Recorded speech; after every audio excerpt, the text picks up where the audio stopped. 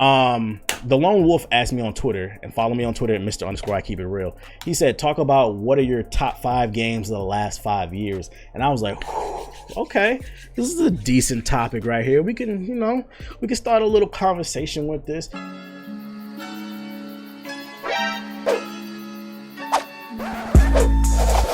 And I'm not gonna lie with it, it actually gave me a video idea for next year. Next year it's rumored that we're gonna at least get, it's at bare minimum, the PS5 and the Xbox 720, whatever the fuck it's going to be called, it is going to be revealed. We might even see the release of the 2 new consoles. A new console generation might start next Christmas, next like Thanksgiving, like the next holiday season. There's a possibility for that. So next year, I'm thinking I'm probably going to do my top 10 games of the Xbox, the Xbox One, PS4 era. I think that'll be a pretty good video. But for now, in between, let's do top 5 games of the last 5 years. All right, so I'm gonna go ahead and start with some honorable mentions before we get into the top 5. And keep in mind when I get into these top 5 that none of it is in any particular order. It was just 5 games. I was too lazy to list the number, but whatever. So some honorable mentions. Dishonored 2, that came out in 2016. I loved that game. I mean, it was a great follow-up to Dishonored 1. The skill tree was fucking amazing. The story was pretty solid. The stealth action, I loved all of it. Had some performance issues, but I enjoyed it as a whole for the most part. And it's definitely, if you're looking for a stealth action game, Dishonored is really good. I feel like it's a little bit underrated. Maybe I'm wrong. Y'all let me know. I don't know. This one's controversial. Just listen, boys. Let me explain. Another honorable mention for me is The Witcher 3. Now, look, shut the fuck up. You're a nerd. I know what I'm talking about. The reason I put The Witcher 3 in my honorable mentions is because I never beat this game. And I don't think it's fair to put it in my top 5 or top 10 if I never beat this game. And I'm gonna be honest, I'm probably never gonna beat it because it's like 100 hours. And listen, bro. It's almost September. Gears of War 5 is coming out. NBA 2K20 a nigga got a motherfucking ball in this bitch, boy. You know what's going on, bro. You know what the fuck is going on. So there's no time to finish. Maybe one day, maybe next summer, if there's nothing to play, maybe I'll pick up The Witcher 3. Don't hold me that. Don't you fucking clip this shit and be one of those people that like a year later, remember when you said this in the podcast? Fuck you from the future, bitch. But The Witcher 3, I only got like 15 or 20 hours in this game. And if you remember, if you don't know, the reason I never beat this game is that my original PC, I'm on my 3rd PC build now. My original PC build from like 6-7 years ago, I was playing The Witcher 3 and I had a cup of juice and my dumb ass knocked the juice over and the cup fucking spilled into the top of my fucking PC. There was no filter on it or nothing because I had a cheap ass case. So the juice got all on the fucking motherboard and the CPU and the GPU. I damn near blew my house up. I'm not gonna lie. But you know, real niggas don't die, they multiply. So fucking my PC fried. It shut down right then and there. And thank God. And let this be a lesson right here. Save your money. I make money from gaming and shit. Thank God I don't blow my money on stupid shit. So I had money saved up. So I was able to, I ordered new parts right there. Like don't get me wrong, I was fucking pissed for a few hours. I had to sit there. But then, you know, I had to man up and shit. Like, you know, I had to fucking get on my G shit. So I took my L. Thankfully, I had a bunch of money saved up because I'm not a materialistic person. And I ended up just ordering some new parts. And then like a couple days later, I built like another PC. Like I said, I ended up only getting like 15 to 20 hours on it. I didn't have my save file in the cloud, so it was on my hard drive and all that shit got fried. So I lost my save. I lost like 20 hours on the game. And I was just like, at that point, I was kind of just like, fuck it. I had like a bad attitude. It wasn't even the game. I was just upset that I did that. Like I wasted money. And people were saying you could download somebody else's save file and pick up from there. Like, I don't want to play somebody else's game, bro. I don't want to. That's like dating a chick with baggage. I don't want to play somebody else's save file, bro. So like, I didn't want to do it. I did not want to do it. So I just ended up, but I'll say this, the reason I put it in honorable mentions is because I feel like I played enough to say that even though I didn't beat it, it was still a great fucking game, and I understand why people love it. Another honorable mention, Zelda Breath of the Wild. Once again, this might have been in my top 5, but I don't know. Y'all know I don't like puzzles, but Zelda is one game that I do make what's the word I'm looking for here? I do make an exclusion. No, exception for an exclusion. What the fuck? An exception for. Breath of the Wild was really good, but it was another game. I don't know why I didn't beat this game, to be honest. I don't have some fucking story for this. I don't know. I just didn't beat it. So I don't feel like it's fair to put it in my top 5, but it was still a great game, and I wanted to put it in my honorable mentions. Y'all know, come on, Zelda. Shadow of Mordor. I think this game is very, I don't want to say underrated, but fucking that Nemesis system was innovative. It was not a lot of innovative features in the PS4, Xbox One era, but that Shadow of Mordor Nemesis system was mwah, and that alone gives it a honorable mention. It was a great game, great game. This one might be controversial. One of my favorite games, and this is an honorable mention. We haven't even gotten into the top 5. I know, right? This is crazy. Mafia 3 is one of my favorite games of this past generation as an honorable mention. Gameplay wise, nothing special. It was fucking Grand Theft Auto.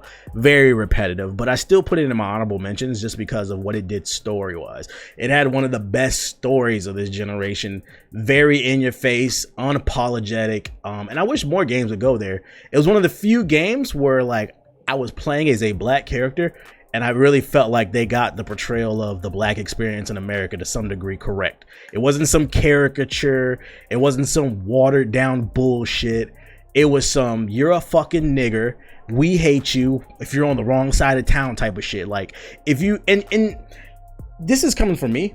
I said this in my review. If you didn't see my Mafia 3 review, what was really weird about the release of that game is if you go back and watch the reviews of that game, all the reviews just talked about the gameplay. They didn't talk about how stellar the actual story was. And I felt like you had to be, but if you go talk to like black people who played that game, me and Ethos have plenty of conversations about this. You probably heard us talk about this on stream. Like we say the same shit. Like it was like, wow. Like I can't believe some of the shit that they were like, bro, it was some wild ass shit in that fucking game. And they were touching on some shit, like not even like obvious racism. They were talking about shit like fucking white men fetishing black women.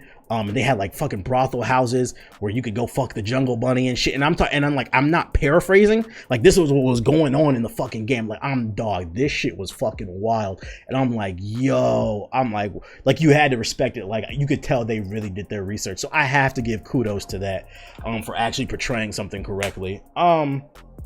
But yeah, if you haven't played Mafia 3, you can get it for like $5 right now. Like try that game out. You will be pleasantly surprised. Like a lot of reviews did not mention that. I'm like, did we play the same fucking game? And then me and Ethos came to the conclusion, wait a minute, we're black, so it touches us differently compared to them. It's just fictional shit. And it's like, no, a lot of like this shit is real. Like another honorable mention, Assassin's Creed Odyssey. It's fucking August 28th. I'm still streaming this game. Now, granted, I did beat the game. The main game took me 116 hours to beat, and I didn't even finish it at 100%. I finished it at like 90-something%. And then the DLC came out, so right now I'm streaming the DLC. Great game. Great fucking game. Wasn't my favorite story in the Assassin's Creed franchise, but it has some of the best gameplay. Like, it feels like with Odyssey, they were just like, fuck it, let's just make a fun game. And that's what it is. If you turn your brain off and just have fun with it, that's exactly what it is. And then Deus Ex Mankind Divided was another honorable mention. Stealth action in the future. You get to play as a nigga with a bionic arm and shit. Now, since I'm doing like the video version of this shit, if you heard me talking on the podcast, you guys know that like all this fucking talking, it makes my mouth dry. Like doing a solo podcast is hard because you have to be entertaining for like an hour plus. So my mouth gets dry. And now that we're actually on camera, you guys can see I am sipping on a big gallon of a Minute Maid. And if you have a problem with that, fuck you. All right, top 5. No particular order. First game, Rainbow Six Siege. I put this in the top 5 games of the last 5 years for multiple reasons. A, phenomenal shooter, phenomenal tactical shooter, destructible environments, has a hero system where certain heroes take on other heroes, like, and it balances itself out. Freaking customization out the woo-wah, the business model. A lot of people forget too, this game came out in 2015, and it's now 2019 going into 2020, and this game, Rainbow Six Siege, is still one of the top games on Twitch. It's one of the most talked about games still on social media. People love the business model. It's big in esports. People are making money off of Rainbow Six Siege. Rainbow Six Siege undeniably is one of the most influential games of this past generation, and the proof is in the pudding. Like, it's still a game, like, I'm not hardcore on it, but I've been on it since 2015, And like every few months I get that itch. Like I was just playing Rainbow like a couple weeks ago. Like it's one of those games that I still come back to. Like something gravitates me to whenever they announce new operators or new maps or just something new to the game. It's just fun. And then the community is funny as shit, bro. If you watch my fucking Rainbow Six Siege videos, you'll see the community is full of nothing but like trolls and shit. And like for some people that might turn them off, but I like being amongst the trolls. Like I came from the Xbox 360 lobby days, Call of Duty lobby days, and even still, the trolls in Rainbow Six Siege aren't the toxic trolls like the Call of Duty ones or the CSGO ones. They're more like just the weird trolls. Like if you say something weird, somebody's gonna say something weird back to you. So I enjoy the community. So Rainbow Six Siege is definitely in the top 5 of the last 5 years. All right, second game, another shooter, Titanfall 2. Might have not, this might come in as a surprise, but Titanfall 2, if in terms of Rainbow is the best like tactical shooter of this generation, if we're talking about the best like arcade just for fun shooter, like the Call of Duty Battlefield crowd, yes, Battlefield is arcade, okay, Titanfall 2 is the best shooter of this generation. I don't care what anybody says. This game is the most fluid shooter. Like everything about this game just feels right, from the gun to the wall running to the Titans to the maps. There's not a single map in Titanfall 2 that I think I hated, and it really fucking irks me what EA did to Titanfall 2. Titanfall 2 should be where Battlefield is right now. It should be, Titanfall 2 should be where Apex Legends is, to be honest, because for those of you unaware, Apex Legends takes place in the world of Titanfall 2. It's like a tournament going on or some shit like that. And fingers crossed, I'm really hoping that Respawn incorporates Titans somehow into the Apex Legends world, or maybe like the pilots or whatever. So like if you like Apex Legends, you're gonna love Titanfall, because to be honest, it plays almost identically like Titanfall, but honestly Titanfall's better because it has the wall running and the Titans and shit in it and the different types of weapons. But the weapons, the story mode had one of the best stories in the fucking single player like solo shoot. Like most shooter stories suck, but this one was great. It was great. And it's really a shame to see what EA did to Titanfall 2. For those of you unaware, if you don't know what I'm talking about, okay, so what was it? Battlefield came out on this date, and then what was it? Call of Duty came out after, and in the middle was Titanfall 2. So not only did Titanfall 2 have to complete with Call of Duty, let's say like in the span of like a month. I think it was like in the span of like 1 or 2 months, those 3 games all came out, and Titanfall 2 came out in the middle. So imagine having to compete not only with Call of Duty, but they had to compete with their own game, Battlefield, because that's an EA game, and Titanfall's an EA game. EA basically killed Titanfall 2. It was a terrible release date. They should have pushed it back or pushed it up and let it have its own slot to shine. But Titanfall 2 came out and it was MIA. Like it didn't even get a chance to shine, and it's really a fucking shame. If you can ever get your hands on that game for like cheap, which you should be able to. I've heard the servers have been repopulated since Apex Legends came out. You should try out Titanfall 2 because it was criminally underrated, and it's a shame what happened to that game. Number 3, and keep in mind, this is just the third one I'm listing. This isn't in any particular order. Super Mario Odyssey. Now, for those of you underwear, why the fuck was I about to say underwear? This fucking podcast, I was about to say me undies like Ace and shit. This podcast is awful, man. I was supposed to say underrated, and I said underwear. This podcast is awful, so go ahead and make sure to rate it 5 stars on Apple Podcasts, all right? So Super Mario Odyssey, for those of you unaware, I was a Nintendo kid. I know that's hard to believe because I talk a lot of shit and I'm pretty toxic, but I grew up a Nintendo kid. I grew up in an era, I was born in 1990. I grew up in an era where parents were still parents. They didn't let the Xbox and the PlayStation babysit their kids. My parents made me go outside, and they limited the amount of time that I did play video games, made sure I played sports, made sure my grades were up and all that shit. And when I did play video games, I was only allowed to play games that were for my age group. So if I was a teen, it was teen and below, and then when I became an adult, I could play that. I didn't like, so for like people would be like, oh, you didn't play Grand Theft Auto San Andreas or Vice City? No. And the reason I didn't play is because I think San Andreas came out in 2006, if I'm correct. Let's see, let me Google that because I don't want no well action nigga correcting me. Release date, I believe it did. San Andreas release date. No, GTA San Andreas came out in 2004, October 2004. I was 14 in 2004. So I was too young to play. My parents did not let me play games like that. So I missed out on it, and I just never, it's one of those things like you can't miss what you didn't have, so I didn't care to play it. So I grew up on a lot of Mario, a lot of Smash Bros, Luigi's Mansion, just a lot of Nintendo shit. Like as I got older, I kind of fell out of love with it. Not because I went through like some edgy, some like edgy shit. Like what's the word I'm looking? Like edgy phase. I mean, where like I felt like I was too adult for Mario. It was more so because I felt like they kept doing the same thing over and over. Like I think like the last Mario that I really loved was Super Mario Sunshine, even though that camera's ass looking back. But Super Mario Odyssey, the trailers came out, it looked interesting, and like they were finally doing something new, and I can say that like it reinvigorated my passion for Mario. It's simple fun. It was a great game to stream. I could just jump around and be silly and talk to my chat. The levels and the level design was innovative. That fucking Donkey Kong was the Donkey Kong level where old girl was like singing and shit. That shit was fucking awesome, bro. The Cappy mechanics, it was enough and new in there to the point where like I was like, all right, I'm paying attention to what Mario's doing again, and I was like, all right, I'm fucking with Super Mario. So I would put that in my top 5 of like the last 5 years of games that I really enjoyed. Another one, this one's pretty recent, last year, God of War, y'all. God of War's got to go in the best 5 of the last 5 years, and the reason I would put God of War in there is they took a character with basically no real fucking character. I mean, what, his family died? Yeah, okay. Other than that, Kratos was just a bald-headed, angry motherfucker, okay? They took that and they turned him into a human. They turned this god into a human. They turned him into a family man. They turned him into somebody who cared about somebody, who was teaching somebody, but he was still a fucking badass. And this game had some of the best fucking boss fights, some of the best level design. I enjoyed the fucking leveling up system. I just enjoyed everything about it. But what I really have to praise God of War for is, if you know me, one of the quickest ways to piss me off is having a poor fucking ending in your game.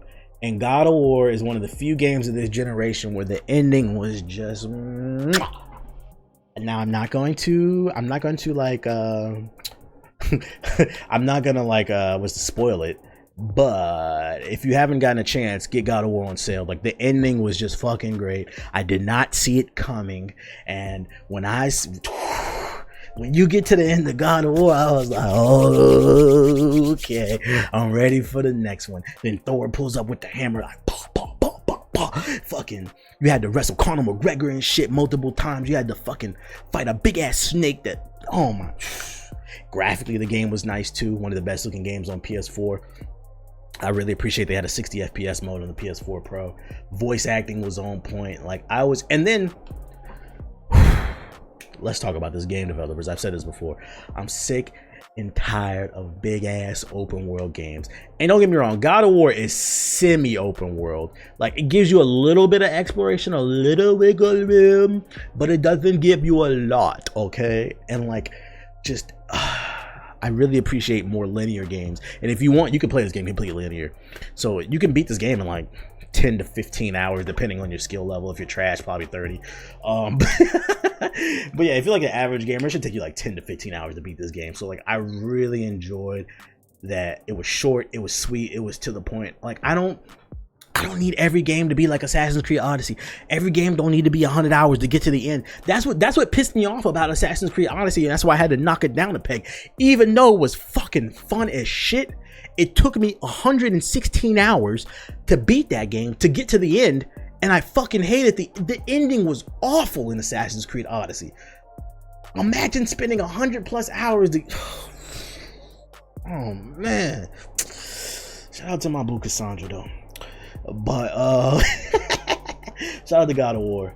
That's one of my top 5 games. Production was just amazing too of the last 5 years. Now, I did not number the last 4. I don't know how I would order those. Maybe when we do the top 10 games of the generation, maybe I'll do that. But undeniably, I know out of these 5 games, this one is number 1 to me. And it's crazy too, because fucking the console it came out on doesn't even exist anymore. I mean, it exists, but they don't sell it anymore. I'm talking about Bayonetta 2. Although Bayonetta 2 is on the Switch now, but originally it came out on the Wii U. Bayonetta 2, it came out in 2014, which was 5 years ago, if we're being technical, because so the way, for those of you unaware, the way that I counted it was from 14 to what was it? My dumbass, was it 14, 15, 16, 17, 18, 19? Yeah, 14 to 19. All right, that's the way I counted it. But yeah, Bayonetta 2 is my favorite game of these 5. in the last 5 years. Action was amazing. Fucking surprisingly, the frame rate was pretty steady on the Wii U. The graphics were amazing. The world was amazing. The action was just, the combos, it was just like, Devil May Cry was cool, but I'm sorry, the new one I'm talking about, but Bayonetta 2 is still better. It's still top dog. And I don't know, man, that Astro Chain from Platinum Games, it's getting pretty good reviews, but like Bayonetta 2 is still the creme la creme. It's still its Magnus Opera of the, did I say that right? The Magna Opera? I don't know. For Platinum Games, but Astro Chain has been getting pretty good reviews, so I might have to check that out. I was like, damn, bruh, you know, nigga want ball, but like, it's 2K season. I don't know. Bayonetta 2 though, fucking fire, and it's hot too. It's hot. Bayonetta's hot. You gotta love that shit, bruh. But Bayonetta 2 undeniably is my favorite game in like the last 5 years. That's what I would say. So those are the top 5 games of the last 5 years. I'll probably upload this segment to YouTube. So if I do, in the future, YouTube comment section, let me know what are your top 5 games of the last 5 years. You don't have to have a number, just list 5 that you really loved. You can even do some honorable mentions. Let's have a conversation. Just keep that shit civil. Don't be a bitch ass nigga in my comment section, and make sure to hit the fucking like button.